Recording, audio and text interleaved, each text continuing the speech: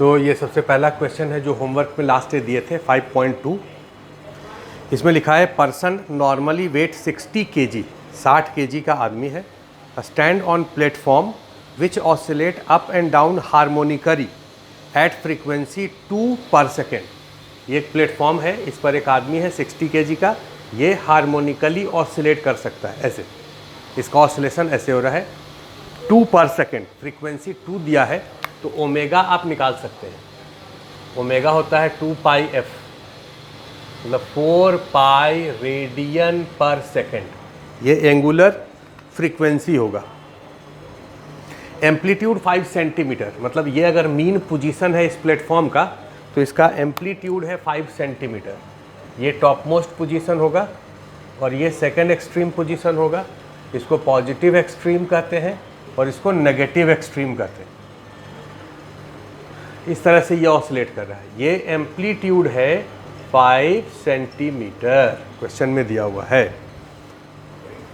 इसके बाद लिखा है if a machine on platform goes platform gives person's weight against time. ये जो मशीन है, ये मशीन एक वेट मशीन है जो कि इसके वेट को मेजर कर रहा है। और वेट बेसिकली होता क्या है, नॉर्मल रिएक्शन मेजर्ड। तो टाइम के साथ deduce maximum and minimum reading it will show take G is equal to this. जब ये आदमी इस पर ऐसे ऑसिलेट करेगा इसके साथ, तो जब टॉप मोस्ट पॉइंट पर होगा, टॉप मोस्ट पॉइंट पर, तो इसका जो रीडिंग होगा ये मिनिमम होगा। और जब बॉटम पॉइंट पर होगा तब इसका रीडिंग जो होगा ये मैक्सिमम होगा। कैसे, इस बात को पहले समझ लेते हैं। भाई ये प्लेटफॉर्म जब ऑसिलेट कर रहा है तो उसके साथ ये आदमी भी ऑसिलेट कर रहा है। इसका मतलब ये आदमी एसएचएम में ऑसिलेट कर रहा है। और जब कोई पार्टिकल एसएचएम में ऑसिलेट करता है तो किसी भी पोजीशन पर उसका जो एक्सेलरेशन होता है वो मीन पोजीशन के तरफ होता है। इस पॉइंट पर एक्सेलरेशन नीचे के तरफ होगा और इस पॉइंट पर एक्सेलरेशन ऊपर के तरफ होगा। यहाँ पर एक्सेलरेशन 0 होगा। ये जो एक्सट्रीम पोजीशन है, यहाँ पर एक्सेलरेशन, डायरेक्शन तो यहाँ दिखा चुके हैं, मैग्नीट्यूड कितना होगा ओमेगा स्क्वायर ए, और यहाँ पर एक्सेलरेशन ऊपर के तरफ, मैग्नीट्यूड कितना होगा ओमेगा स्क्वायर ए। अब इसका अगर हम एफवीडी बनाएं, फ्री बॉडी डायग्राम, तो इस पर कौन कौन सा फोर्स लगेगा। इसका वेट mg नीचे, यहाँ पर नॉर्मल n1 मान लेते हैं ऊपर, 2 ही फोर्स लगेगा। इसका इक्वेशन लिखिए, net force in downward direction mg minus n1 equal to mass into acceleration, और यहाँ पर का एक्सेलरेशन है ओमेगा स्क्वायर ए। या इसको अभी ऐसे रखते हैं, इसको ए ही रहने देते हैं, दिस इज ए। इसको इधर ले आइए तो n1 का वैल्यू होगा mg माइनस ma, पहला इक्वेशन। और इस पॉइंट पर अगर हम एफबीडी बनाएं तो इस पर फोर्सेज लगेगा mg नीचे और नॉर्मल ऊपर, let this is n2। Equation क्या लिखेंगे, ऊपर के तरफ net force n2 minus mg equal to ma। तो n2 कितने के बराबर, mg प्लस ma। अब देखो, इससे जब प्लेटफॉर्म ऊपर है तब एक्सेलरेशन नीचे होगा और तब ये वाला इक्वेशन लगेगा। और जब इस मीन पोजीशन से प्लेटफॉर्म नीचे है तब एक्सेलरेशन ऊपर होगा, तब ये इक्वेशन लगेगा। जब इससे ऊपर है तो normal reaction mg minus ma है, मतलब mg से कम है। जैसे जैसे ये ऊपर जाएगा वैसे वैसे नॉर्मल घटेगा, क्योंकि जैसे जैसे ये ऊपर जा रहा है नीचे के तरफ एक्सेलरेशन बढ़ रहा है। एक्सेलरेशन क्या होता है, ओमेगा स्क्वायर इंटू एक्स। यहाँ से अगर x डिस्टेंस ऊपर गया है तो एक्सेलरेशन ओमेगा स्क्वायर x होगा, और सबसे ऊपर है तो एक्सेलरेशन सबसे ज़्यादा होगा नीचे के तरफ। तो ये एक्सेलरेशन जब मैक्सिमम हो जाएगा, कब मैक्सिमम होगा, जब ये पॉजिटिव एक्सट्रीम पर पहुँचेगा, तो उस समय ये n1 मिनिमम हो जाएगा। और n1 अगर मिनिमम है का मतलब रीडिंग मिनिमम है। तो मिनिमम रीडिंग कब होगा, अगर हम कहें n1 मिनिमम तो ये कब होगा? जब एक्सेलरेशन मैक्सिमम हो जाए, मतलब एक्सट्रीम पोजीशन पर पहुंच जाए। तो mg minus M omega square into A. उसी तरह से जब इससे नीचे प्लेटफॉर्म है, सपोज x डिस्टेंस नीचे है, तो इक्वेशन क्या होगा? आप लिखेंगे x डिस्टेंस नीचे है तो mg plus M omega square X. अब हम पूछें n2 मैक्सिमम कितना होगा, तो आप कहोगे mg plus M omega square A. कब? जब ये लोएस्ट पोजीशन पर पहुंच जाएगा, मतलब नेगेटिव एक्सट्रीम पोजीशन पर पहुंचेगा। तो ये n2 मैक्सिमम है, ये मैक्सिमम रीडिंग होगा और ये मिनिमम रीडिंग होगा उसके वेट का, क्योंकि वेट ही का रीडिंग तो आपको निकालना है। अब इसको आप कैलकुलेट कर लीजिए। डेटा आपके पास दिया हुआ है, m का वैल्यू कितना है? 60, तो 60 हो गया। और इधर लिख रहे हैं, यहाँ लिख रहे हैं m का वैल्यू हो गया 60 और g का वैल्यू 10 लेने के लिए कहा गया है, ओमेगा स्क्वायर ए। तो ओमेगा स्क्वायर ए हो जाएगा 4 चौका 16 पाई स्क्वायर इंटू 5 सेंटीमीटर। तो 5 इंटू 10⁻² मीटर, 16 पचे 80। और ये पाई स्क्वायर को अगर 10 माने अप्रॉक्सीमेटली, तो ये 800 गुना 10 का पावर -2 का मतलब 8। तो ये हो गया -8। तो 6 दूना 12, 120 न्यूटन का मतलब 12 kg वेट। 120 न्यूटन का मतलब 12 kg वेट। उसी तरह से इसका वैल्यू जब कैलकुलेट करोगे तो यहाँ पर केवल प्लस हो गया है, तो ये 18 और 10, ये 18 हो गया। 18 गुना 6, 60 गुना 18, तो ये कितना हो जाएगा? 8 6 का 48, 8 बाकी बचा 4, 6 का 6, 4 10, 1 0। इतना न्यूटन का मतलब 108 kg वेट। तो मैक्सिमम होगा 108 kg वेट और मिनिमम होगा 12 kg वेट। ये इसका मैक्सिमम एंड मिनिमम रीडिंग होगा।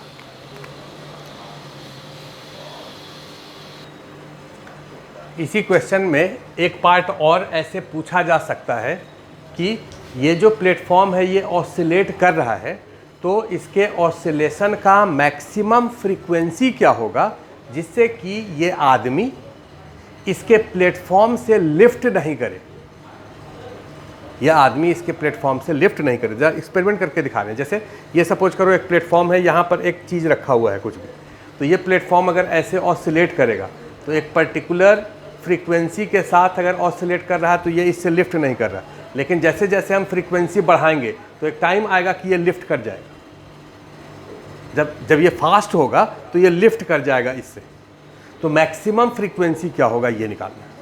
जरा क्वेश्चन लिख लीजिए, find maximum frequency, maximum frequency of platform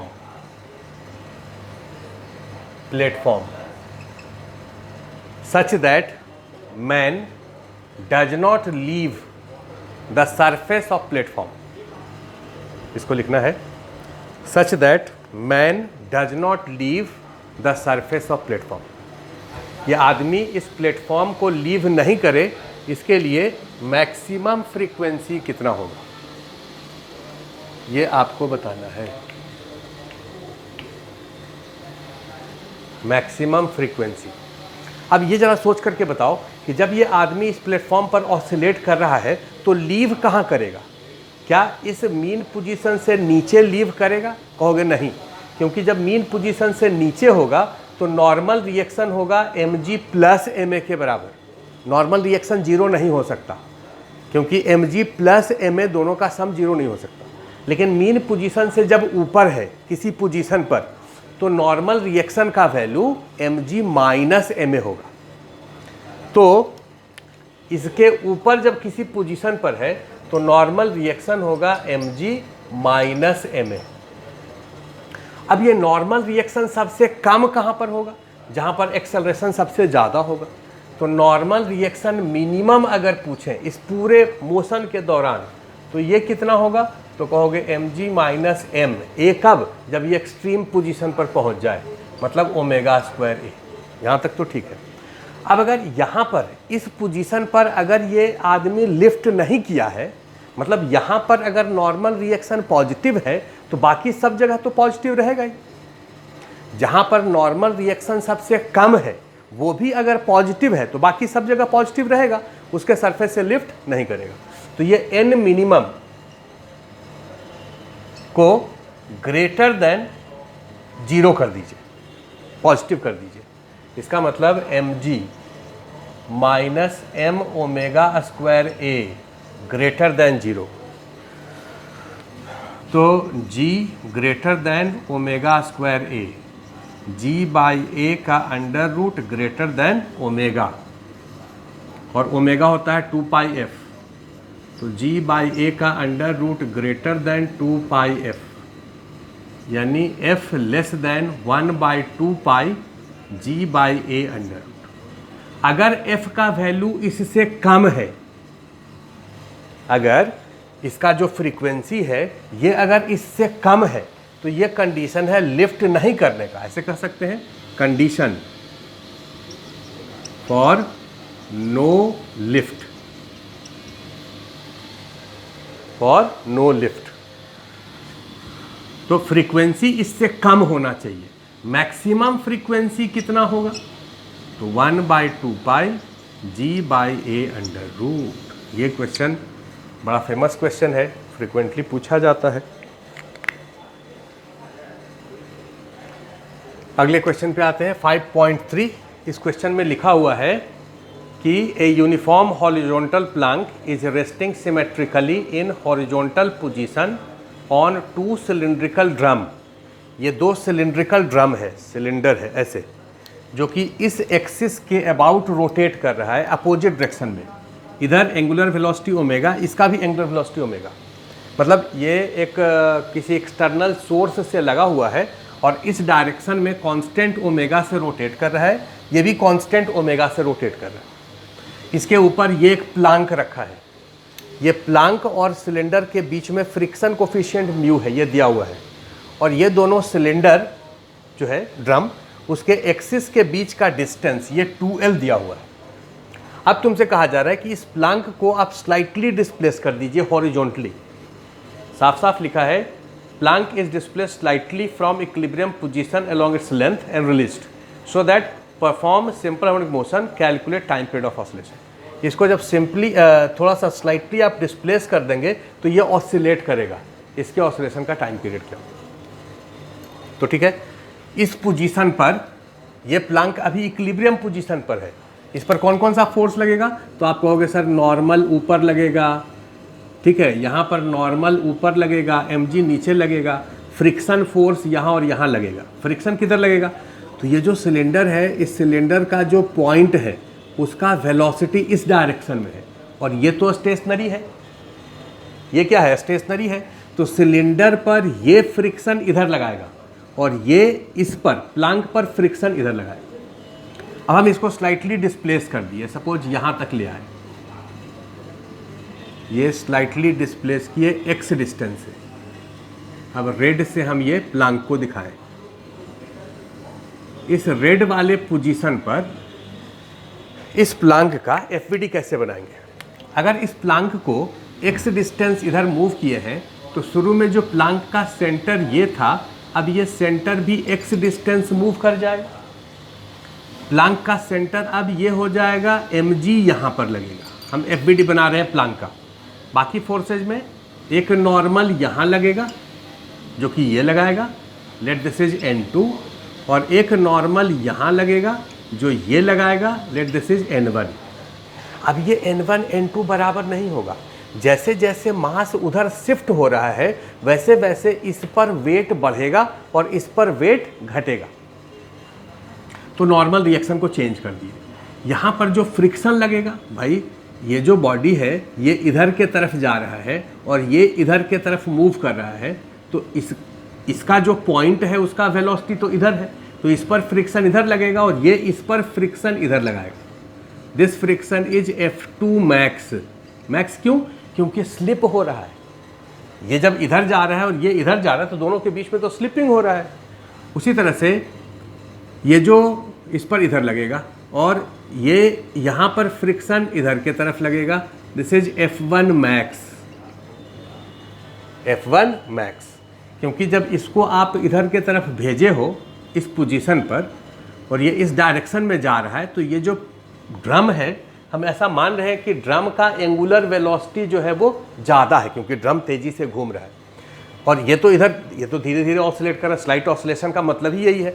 तो इसका वेलोसिटी इधर कम है, इसका वेलोसिटी इधर ज़्यादा है, तो इस पर फ्रिक्शन इधर लगेगा, ये इस पर फ्रिक्शन इधर लगाएगा। और चूंकि दोनों के बीच में स्लिपिंग है तो ये फ्रिक्शन क्या होगा? मैक्स के बराबर होगा। मैक्स का मतलब mu into N1, mu into N1, और ये फ्रिक्शन कितना होगा? Mu into N2। तो यहाँ पर प्लांक का कांटेक्ट था, 2 फोर्स लगा, नॉर्मल फ्रिक्शन। यहाँ पर प्लांक का कांटेक्ट था, 2 फोर्स लगा, नॉर्मल फ्रिक्शन, और उसका वेट mg लगा। ठीक है। अब आप जिधर डिस्प्लेस किए हैं उधर के तरफ ही एक्सेलरेशन a मान लीजिए। ये जो प्लांक है उसका एक्सेलरेशन इधर के तरफ a मान लेते हैं। हमको क्या प्रूफ करना है? ये एक्सेलरेशन डिस्प्लेसमेंट के प्रोपोर्शनल हो। आप कितने से डिस्प्लेस किए हैं भाई? यहाँ से यहाँ x से किए, तो आपको निकालना है एक्सेलरेशन x के प्रोपोर्शनल हो जाए तो मोशन SHM हो जाएगा। SHM प्रूफ करने में करना क्या है भाई? जो सिस्टम दिया है इक्विलिब्रियम पोजीशन से डिस्प्लेस करिए, डिस्प्लेस पोजीशन पर एक्सेलरेशन निकालिए। तो चलिए अब एक्सेलरेशन निकालें। FVD आप बना चुके हैं, एक्सेलरेशन कैसे निकालेंगे? नेट फोर्स इधर के तरफ लिखो, इधर के तरफ फोर्स कितना है? μ1 N1 minus μ2 N2। Net force इधर equal to mass into acceleration.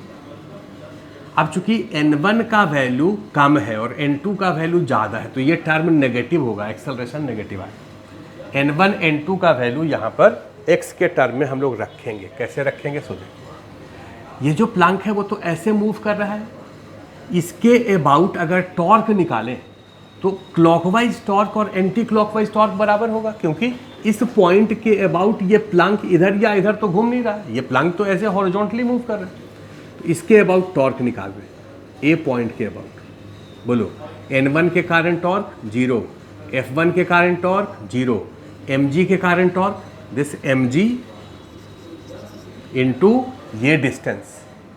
ये डिस्टेंस कितना है? ये ये 2l है, तो सेंटर से इसका डिस्टेंस l हो गया प्लस x। किधर? क्लॉकवाइज। और इस N2 के कारण टॉर्क कितना होगा? N2 into 2l। ये डिस्टेंस कितना है? 2l। यहाँ से यहाँ जितना डिस्टेंस उतना ही यहाँ से यहाँ भी होगा, एंटी क्लॉकवाइज। ये फ्रिक्शन F2 के कारण टॉर्क 0 होगा क्योंकि इसी एक्सिस से पास कर रहा है। तो हम लोग इक्वेशन लिखे टॉर्क अबाउट A, वहाँ से N2 का वैल्यू आ गया कितना? mg l plus X by 2l। Similarly इसके अबाउट अगर टॉर्क लिखें तो N1 का वैल्यू आ जाएगा। इसके अबाउट टॉर्क लिखो, torque about B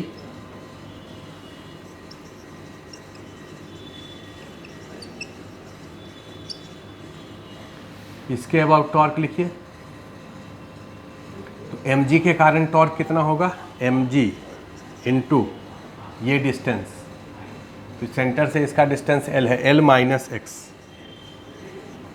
equal to N1 into 2l। तो N1 हो जाएगा mg l minus X by 2l। ये दूसरा इक्वेशन, इसको यहाँ रख दीजिए। तो μ1 N1 यहाँ से रख दो, mg l minus X by 2l minus μ2 N2 के जगह यहाँ से रख दीजिए, mg l plus X by 2l equal to ma। अब m को दोनों तरफ उड़ा दीजिए, a आ जाएगा, जो कॉमन होता है बाहर ले लो, g बाई 2l। अच्छा, म्यू तो दोनों का सेम ही है ना, तो μ1 और μ2 तो लिखना नहीं है, तो म्यू होगा, ये भी म्यू होगा। तो यहाँ भी म्यू होगा, म्यू होगा, तो म्यू जी बाई 2l बाहर ले लीजिए, l minus x minus L minus x, तो ये हो जाएगा 2x का माइनस, 2 से 2 उड़ा दीजिए, तो एक्सेलरेशन का वैल्यू हो गया, यहाँ लिख रहे हैं acceleration equal to -2g/l into X. Acceleration proportional to displacement oppositely directed, omega square होगा इतना, टाइम पीरियड ऑफ ऑसिलेशन होगा 2πl/2g अंडर। ये आंसर हो जाएगा टाइम पीरियड। अब इस क्वेश्चन को आप एनर्जी मेथड से सॉल्व नहीं कर सकते। इस क्वेश्चन को आप एनर्जी में आप वैसे हम एसएचएम का क्वेश्चन सॉल्व करके दिखाएंगे जिसमें टाइम पीरियड निकालना होगा, तो उसको आप दोनों मेथड से सॉल्व कर सकते हैं, एनर्जी मेथड से भी और फोर्स मेथड से भी। लेकिन इस क्वेश्चन को एनर्जी मेथड से हम लोग सॉल्व नहीं कर सकते हैं, इसलिए क्योंकि एक्सटर्नल एजेंट इसको पावर सप्लाई कर रहा है। ये जो ड्रम घूम रहा है कांस्टेंट वेलोसिटी से, इसको पावर कौन सप्लाई कर रहा है? External agent. इसको भी एक्सटर्नल एजेंट पावर सप्लाई कर रहा है। तो हम लोग इस पूरे सिस्टम के एनर्जी को कंजर्व नहीं कर सकते क्योंकि एक्सटर्नल एजेंट इसको पावर सप्लाई कर रहा है। ठीक है, तुम ये भी कह सकते हो कि सर एसएचएम में ये जो फ्रिक्शन है, ये फ्रिक्शन तो वर्क कर रहा है, तो एनर्जी का तो लॉस होना चाहिए, लेकिन एसएचएम में तो एनर्जी कंजर्व रहता है। अगर ये ऑसिलेट करेगा और एनर्जी का लॉस हो रहा है तो धीरे धीरे एनर्जी लॉस होते होते उसका एम्पलीट्यूड घटेगा और वो रुक जाएगा। इसको डैम्ड एसएचएम कहते हैं। लेकिन यहाँ पर तो ऐसा नहीं हो रहा है। बोले बिल्कुल, क्योंकि यहाँ पर ये जो एक्स्ट्रा एनर्जी है वो ये ड्रम सप्लाई कर रहा है, और ड्रम को कौन दे रहा है? एक्सटर्नल सोर्स दे रहा है। इसलिए यहाँ पर एनर्जी कंजर्वेशन इस सिस्टम का नहीं रहेगा, एक्सटर्नल एजेंट इसको एनर्जी सप्लाई कर रहा है। इसलिए फ्रिक्शन जितना वर्क नेगेटिव वर्क कर रहा है उसको एक्सटर्नल एजेंट एनर्जी दे रहा है। तो इसको आप केवल टॉर्क और फोर्स मेथड से ही सॉल्व कर सकते हैं।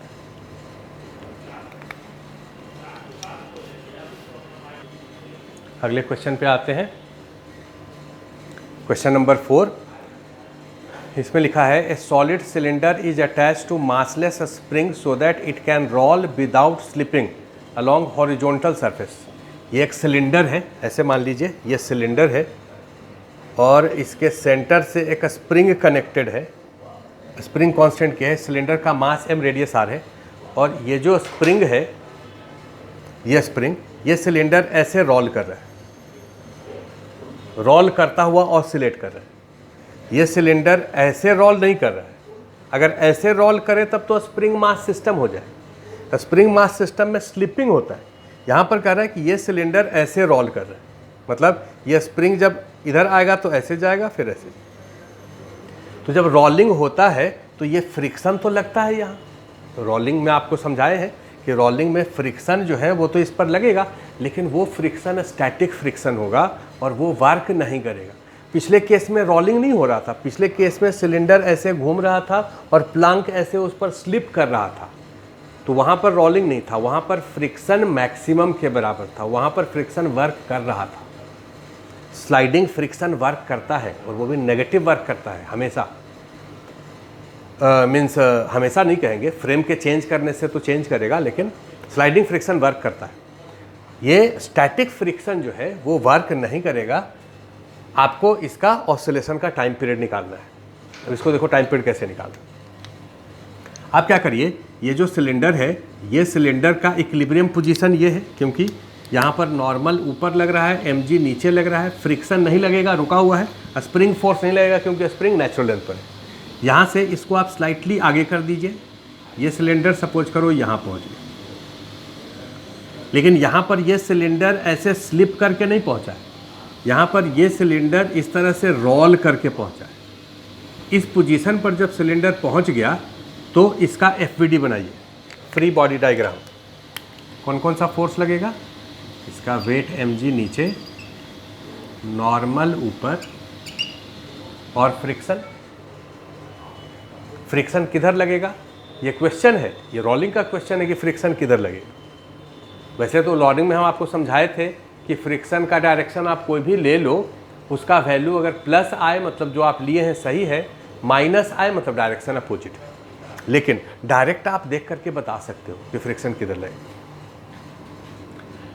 अच्छा, ये जो स्प्रिंग है, ये स्प्रिंग यहाँ से यहाँ तक x डिस्टेंस आया है, इसको x से आप डिस्प्लेस किए हैं, तो इधर के तरफ फोर्स लगेगा k इंटू एक्स। ये सेंटर ऑफ मास x से डिस्प्लेस हुआ है। इस समय सेंटर ऑफ मास का इधर के तरफ एक्सेलरेशन a मान लीजिए, ये FBD में नहीं, FBD में ये तीनों फोर्स है। अब उसके बाद आप यहाँ पर फ्रिक्शन लिखिए, फ्रिक्शन किधर लगेगा? अगर देखो, अगर तुमको याद हो, एक बार ज़रा रिवाइज कर देते हैं।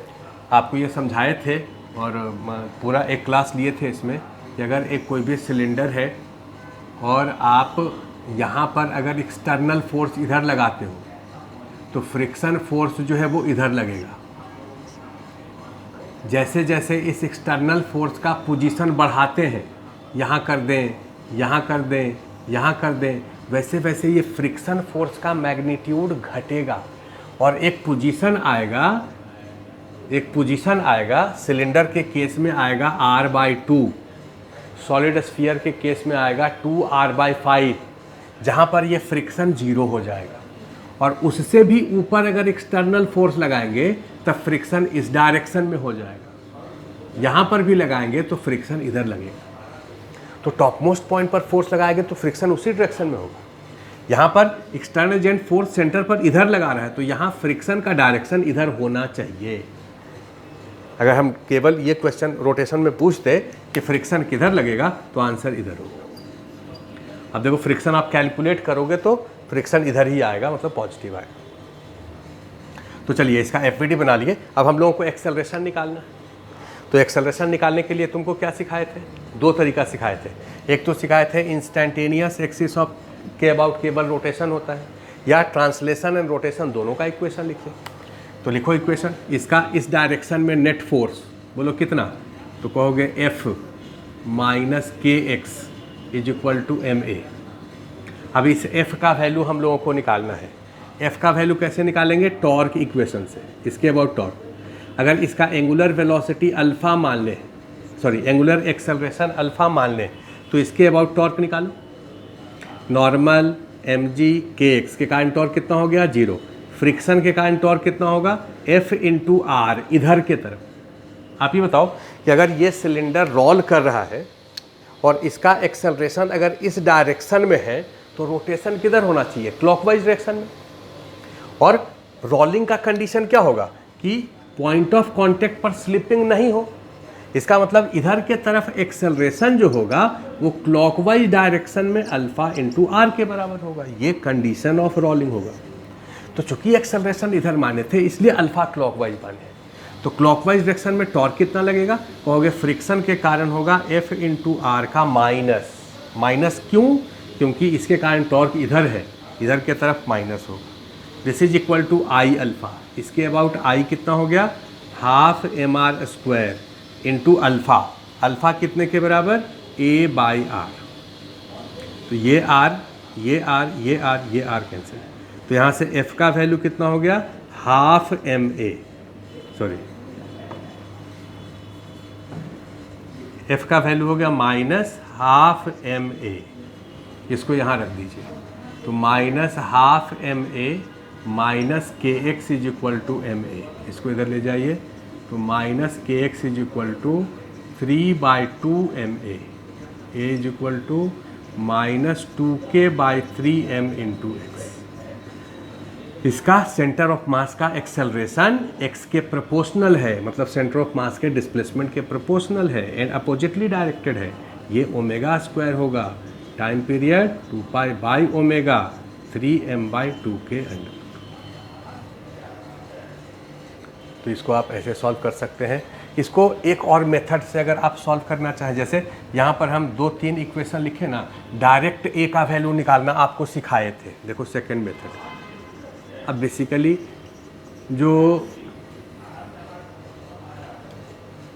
हम लोग जो क्वेश्चन SHM का करते हैं वो सब क्वेश्चन जो है या तो रोटेशन मीन्स इसके पहले जितना टॉपिक हम लोग पढ़े हैं उसी से क्वेश्चन होता है। तो पहले का कॉन्सेप्ट क्लियर है तभी इसका क्वेश्चन जो है वो बनाने में आपको अच्छा लगेगा। जिस पॉइंट का कॉन्सेप्ट क्लियर नहीं है उसको आपको पहले रिवाइज करना होगा। हम तुमको ये समझाए थे अगर कोई बॉडी रोल कर रहा है तो उसको हम लोग उसके इंस्टेंटेनियस एक्सिस ऑफ रोटेशन के अबाउट प्योर रोलिंग मान सकते हैं। इसका ये पॉइंट ICR होता है। इसके अबाउट एंगुलर एक्सेलरेशन अल्फ़ा उतना ही होगा जितना इसके अबाउट होगा। तो इसके अबाउट केवल टॉर्क इक्वेशन आप लिखिए, लिखो torque equation about ICR।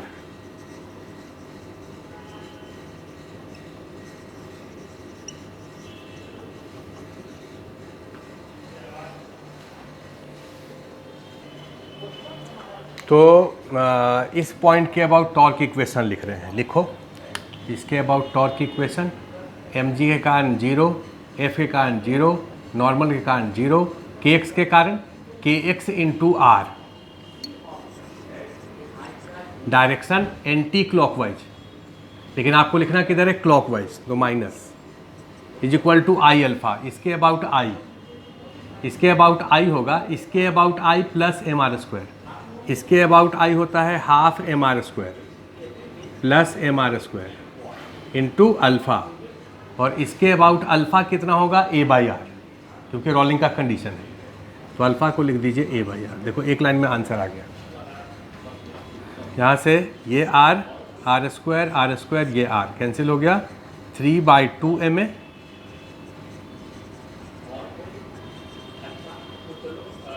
ma -2/3 k/m into X, acceleration proportional displacement. ये देखो आंसर आ गया। उसी तरह से एक और मेथड है एनर्जी मेथड। यहाँ पर कोई एक्सटर्नल सोर्स नहीं है, आप इसको डिस्प्लेस करके और छोड़ दिए, इसको ऐसे डिस्प्लेस करके छोड़ दिए, ये अब ऐसे ऐसे ऐसे ऐसे रोल करता हुआ ऑसिलेट करेगा। तो इसमें तो एनर्जी कंजर्व रहेगा, क्योंकि फ्रिक्शन फोर्स कोई वर्क नहीं कर रहा है। अगर फ्रिक्शन फोर्स वर्क करेगा तो वो SHM डैम्प्ड SHM होगा, वो धीरे धीरे ये ऑसिलेट करते करते और फिर फाइनली ये रुक जाएगा। लेकिन पिछले केस में एक्सटर्नल सोर्स एनर्जी सप्लाई कर रहा था, इसलिए वो नहीं रुक रहा था। तो इसमें हम लोग एनर्जी मेथड से भी इसको सॉल्व कर सकते हैं। एनर्जी मेथड से कैसे करेंगे, वैसे शुरू में सिखाए हैं, फिर से एक बार देख लो। Third method, energy method.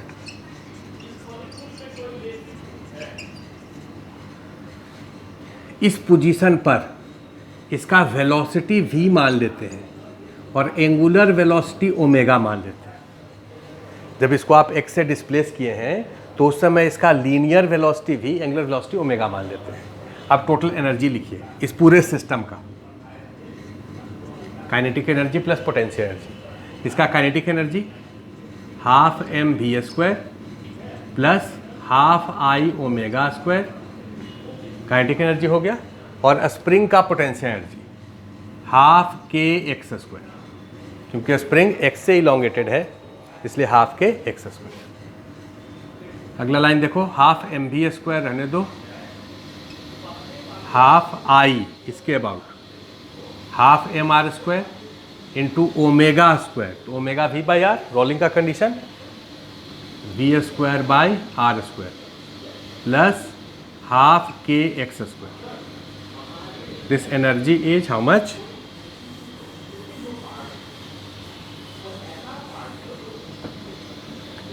Half plus 1/4, 3/4 mv² plus half kx²। अब इसको डिफ्रेंशिएट करिए। एनर्जी मेथड में हम लोग क्या करते थे कि एनर्जी में वेलोसिटी का टर्म आता है, उसको डिफ्रेंशिएट करेंगे तब एक्सेलरेशन का टर्म आएगा। एक्सेलरेशन निकालना है इसलिए इसको आपको डिफ्रेंशिएट करना पड़ेगा।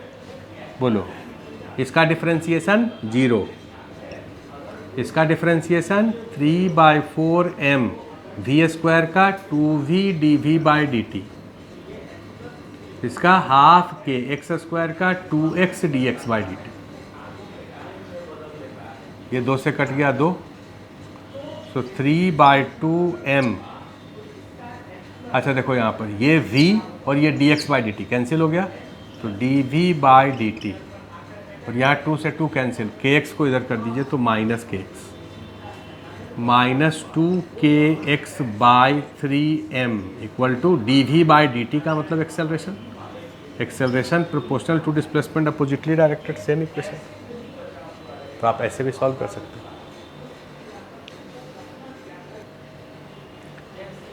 तो इस क्वेश्चन में ये कहा गया है कि ये एक सॉलिड सिलेंडर है जिसका मास 2m रेडियस r है, और ये एक प्लांक है।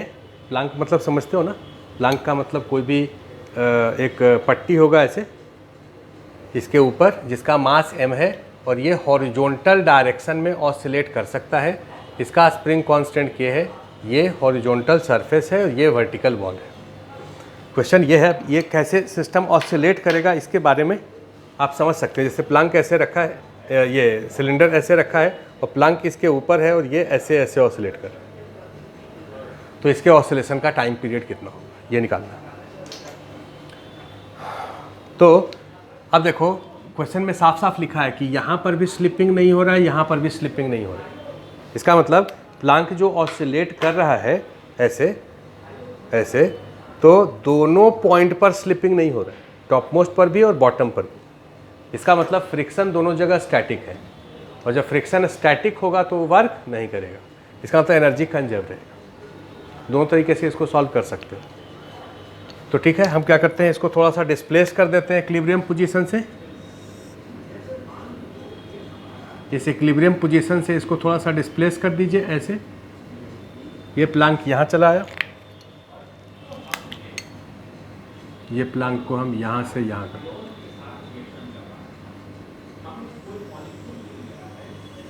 ये प्लांक सॉरी ये सिलेंडर यहाँ चला आया और ये प्लांक सपोज यहाँ चला है।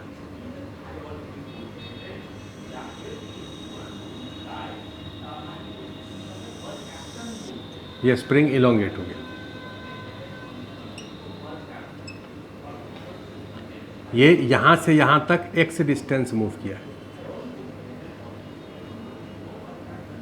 या ऐसा मानते हैं ये जो प्लांक है ये x डिस्टेंस मूव किया है। प्लांक का ये पोजीशन से ये पोजीशन तक डिस्प्लेसमेंट कितना है, x है। तो प्लांक का जो सेंटर शुरू में यहाँ था वो अब x डिस्टेंस से मूव कर जाएगा। प्लांक का सेंटर जो है वो x डिस्टेंस से मूव कर जाएगा। अगर प्लांक का सेंटर x डिस्टेंस से मूव किया है तो उस समय इस प्लांक पर कौन कौन सा फोर्स लग रहा है वो लिखिए। अगर फोर्स इक्वेशन से बनाते हैं तो प्लांक पर कौन कौन सा फोर्स लग रहा है, तो आप कहेंगे देखिए इस प्लांक पर फोर्सेज होगा, यहाँ पर नॉर्मल, इसका वेट mg, और यहाँ पर फ्रिक्शन। फ्रिक्शन किधर लगेगा, चूँकि इसको अगर ये सरफेस को हम फ्रिक्शन लेस मान लें, जरा सोच करके देखो, अगर इस सरफेस को फ्रिक्शन लेस मान लें और प्लांक को हम आगे पुश करें, ये सरफेस फ्रिक्शन लेस है और प्लांक को इस पर आगे पुश करें तो ये स्लिप कर जाएगा। लेकिन चूंकि इसमें फ्रिक्शन है और प्लांक को आगे पुश कर रहे हैं तो ये ऐसे रोटेट कर जा रहा है। मतलब इस सिलेंडर पर फ्रिक्शन आगे लगा है और प्लांक पर फ्रिक्शन पीछे लगा है।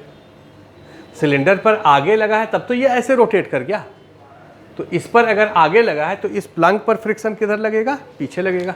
इसका मतलब प्लांक पर फ्रिक्शन इधर लगेगा और ये फ्रिक्शन जो है वो स्टैटिक फ्रिक्शन होगा। तो यहाँ नॉर्मल हो गया, फ्रिक्शन हो गया, mg हो गया, और यहाँ पर kx हो गया। ये हो गया प्लांक का FVD। अब प्लांक को अगर इधर x से आप मूव किए हैं तो इसका एक्सेलरेशन इधर के तरफ ही x मान लीजिए, जिधर डिस्प्लेस किया उधर ही a मान लेते हैं। अब अगर a और x में रिलेशन निकाल लें और SHM का इक्वेशन आ जाए तो आंसर आ जाएगा।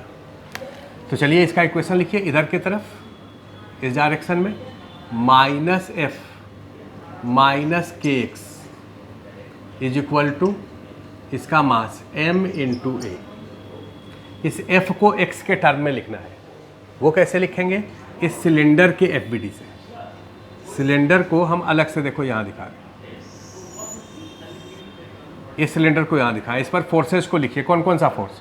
ये इस पर नॉर्मल ऊपर लगा है तो यहाँ पर नॉर्मल n नीचे लगा।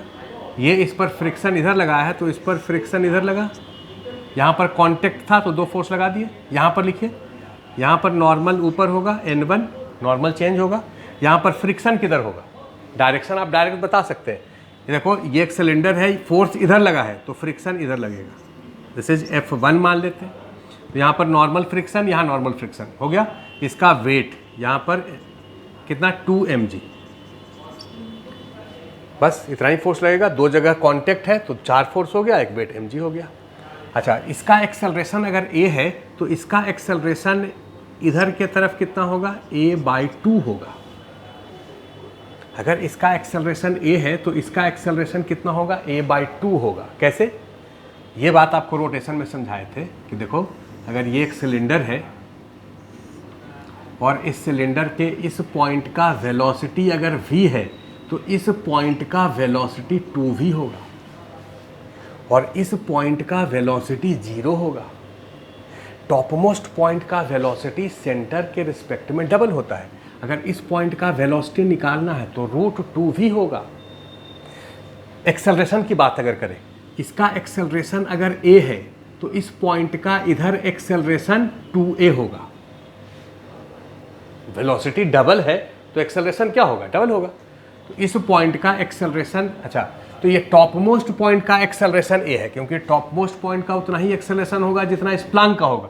प्लांक और टॉप मोस्ट पॉइंट के बीच में रिलेटिव मोशन नहीं हो रहा है, तो प्लांक का एक्सेलरेशन a है, मतलब इसके टॉप मोस्ट पॉइंट का एक्सेलरेशन a है, तो सेंटर का एक्सेलरेशन कितना होगा, a/2 होगा। अब इसका इक्वेशन लिखिए। ये जो सिलेंडर है वो तो रोल कर रहा है इस सरफेस पर, तो केवल इसके अबाउट हम टॉर्क इक्वेशन लिख दे तो हमारा काम हो जाएगा, क्योंकि ये इंस्टेंटेनियस एक्सिस ऑफ रोटेशन है। तो इसके अबाउट टॉर्क इक्वेशन लिखो। इसके अबाउट टॉर्क जब लिखेंगे तो कौन कौन सा टॉर्क लगेगा, तो नॉर्मल के कारण 0, F1 के कारण 0, mg के कारण 0, इस नॉर्मल के कारण 0, तो केवल इस F के कारण लगेगा, F × 2r। अच्छा, इधर एक्सेलरेशन a है तो एंगुलर एक्सेलरेशन इधर ही होगा, अल्फा। तो इधर के तरफ net torque is equal to I × alpha. इसके अबाउट I कितना होगा, इसके अबाउट I होगा ½ mr² + mr², 3/2 mr²। तो 3/2 इंटू इसका मास 2m है, तो 3/2 × 2m × r², ये हो गया I इसके अबाउट इंटू अल्फ़ा। तो ये अल्फ़ा कितने के बराबर, इसका एक्सेलरेशन बाय रेडियस, इसका एक्सेलरेशन है a/2, a/r होता है ना, तो a/2r, ये हो गया I अल्फ़ा। तो यहाँ से f का वैल्यू आपका निकल गया, ये r, ये r², ये कैंसिल हो गया, ये 2 से ये 2 को भी कैंसिल कर दो, तो f हो जाएगा 3/, ये 2 नीचे आएगा तो 4, दिस इज m × a। ये फ्रिक्शन हो गया, इसको यहाँ रख दीजिए, तो -kx = ma + f, और f का वैल्यू 3/4 ma। एक चीज़ यहाँ देखो, हम जो फ्रिक्शन का डायरेक्शन लिए थे वो सही लिए थे, क्योंकि ये पॉजिटिव आया है, और यहाँ पर भी फ्रिक्शन इधर ही होगा, इसको भी कैलकुलेट करेंगे तो पॉजिटिव ही आएगा। तो यहाँ हो गया -kx = 4 और 3 7, 7 ma/4। तो a का वैल्यू कितना हो गया भैया, यहाँ लिख देते हैं, a = -4k/7m × x। ये हो गया ω², टाइम पीरियड हो जाएगा 2π/ω, 7m/4k√। ये टाइम पीरियड हो गया। तो हम लोग एनर्जी मेथड से सॉल्व कर रहे हैं। सेकंड मेथड, इस डिस्प्लेस्ड पोजीशन पर इस पूरे सिस्टम का एनर्जी लिखिए और इसको डिफरेंशिएट करिए, क्योंकि जब ये ऑसिलेट करेगा तो यहाँ और यहाँ दोनों जगह फ्रिक्शन वर्क नहीं कर रहा है, तो एनर्जी कंजर्व रहेगा। इस पोजीशन पर इस पूरे सिस्टम का एनर्जी, इस डिस्प्लेस्ड पोजीशन पर, तो भाई इसका वेलोसिटी इस समय हम v मान लेते हैं, प्लांक का। प्लांक को कितने से डिस्प्लेस किया है, x से, और प्लांक का वेलोसिटी कितना माने हैं, v। तो बोलो इस सिलेंडर का वेलोसिटी कितना होगा, v/2। अब इसका एनर्जी लिखो प्लांक का, तो कहोगे हाफ इसका मास m × v², क्योंकि इसका केवल ट्रांसलेशन हो रहा है। इसका एनर्जी लिखो, तो इसका ट्रांसलेशन रोटेशन दोनों हो रहा है, तो ½ mv², इसका मास है 2m, इंटू वेलोसिटी है v/2, तो v²/4, ½ mv² + ½ I⍵²। इसका I कितना होगा, इसका ½ mr², m है 2m इंटू आर स्क्वायर, तो हाफ आई ओमेगा स्क्वायर, तो omega square V square by R, तो वी स्क्वायर कितना होगा, V square by 4 by R, क्योंकि वेलोसिटी है v बाई 2, तो ओमेगा होगा v बाई 2 आर, है ना, तो ओमेगा v बाई 2 आर, तो स्क्वायर करेंगे तो आर स्क्वायर हो गया, half M B square plus half I omega square, सही है। और इसका एनर्जी हो जाएगा हाफ के एक्स स्क्वायर। अब इसको डिफ्रेंशिएट करते ही आंसर हो जाएगा, इसका डिफ्रेंशिएशन 0, चाहे अभी एक बार और लिख देते हैं, हाफ एम बी स्क्वायर रहने दो, यहाँ पर हो गया 1/4 एम बी स्क्वायर, और यहाँ पर हो गया 1/8 M B square, plus half के एक्स स्क्वायर। तो अब डिफ्रेंशिएट कर दीजिए, तो इसका डिफ्रेंशिएशन 0 हो गया। अच्छा एक बार और लिख देते हैं, तो ऐसा ना कर लें कि ई कोई सबको जोड़ दो, तो हाफ एम बी स्क्वायर और 1/4 और 1/8, तो एम बी स्क्वायर को बाहर कर दीजिए, हाफ प्लस 1/4 प्लस 1/8, एलसीएम 8 हो गया, 2 चौका 8, 4 प्लस 2 प्लस 1 प्लस हाफ के एक्स स्क्वायर, तो ये हो जाएगा 4 3 7, 7/8 M B square plus half के एक्स स्क्वायर। अब डिफ्रेंशिएट करिए, इसका डिफ्रेंशिएशन 0, 7/8 एम बी स्क्वायर का 2v dv by D T plus half के एक्स स्क्वायर का 2x dx by D T, तो 2 से 2 को उड़ा दिए, इस v से इस v को उड़ा दिए, इसका वेलोसिटी इसका dx बाई डी टी बराबर हो गया, ये 2 से इसको 4 कर दिए।